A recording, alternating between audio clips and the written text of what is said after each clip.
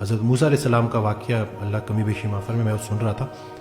ایک شخص تھا، وہ اس نے حضرت موسیٰ علیہ السلام کے پاس آیا اور کہا کہ آپ اللہ سے بات کر سکتے ہیں؟ تو آپ میرا ایک سوال پوچھیں اللہ سے کہ میں پہلے بڑا نیک ہوا کرتا تھا، اب جو ہے نا میں گناہ بھی کرتا ہوں، تو اللہ سے پوچھیں وہ مجھے سزا کیوں نہیں دیتا، وہ مجھے عذاب کیوں نہیں دیتا؟ تو حضرت موسیٰ علیہ السلام گئے، سوال پوچھا، واپس آئے، جواب ملا. تو انہوں نے پوچھا کہ آپ نے پوچھا سوال؟ کہتے جی پوچھا. تو کیا جواب آیا؟ کہتے ہیں اللہ نے جواب دیا کہ اس سے پوچھ کہ جب وہ میرا ذکر کیا کرتا تھا تو اس کے دل کو جو ایک سکون ہوتا تھا کیا وہ اب ہے؟ اس نے کہا کہ نہیں. کہتے جس کے دل کو سکون نہیں ہے وہ عذاب میں ہی ہے.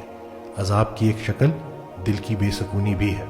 تو اگر آپ اس پورے پروسیس سے گزر رہے ہیں تو اس کو سمجھیں کہ یہ بھی دیکھیں کہ آپ کا، بلکہ وہ اکثر کہا کرتے کہ اللہ تمہارا دوست ہے اور تم اللہ کے دوست ہو. اب سوچو تم کیسے دوست ہو، یعنی کہ اللہ کے کون سے کام ہے جو تم کر رہے ہو، جو اللہ نے تمہارے اوپر جو شریعت نافذ کی ہے کیا اس کی پابندی کرتے ہو؟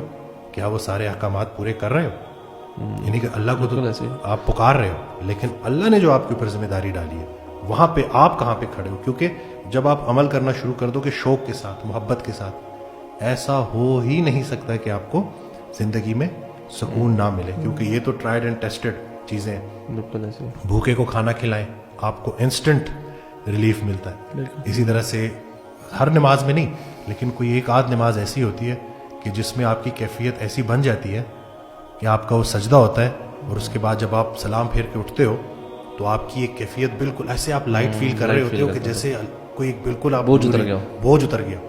تو یہ ساری چیزیں ہمارے سامنے، اور خدمت، عبادت اللہ کی، محبت اللہ کے رسول صلی اللہ علیہ وسلم کی، اور خدمت انسان کی.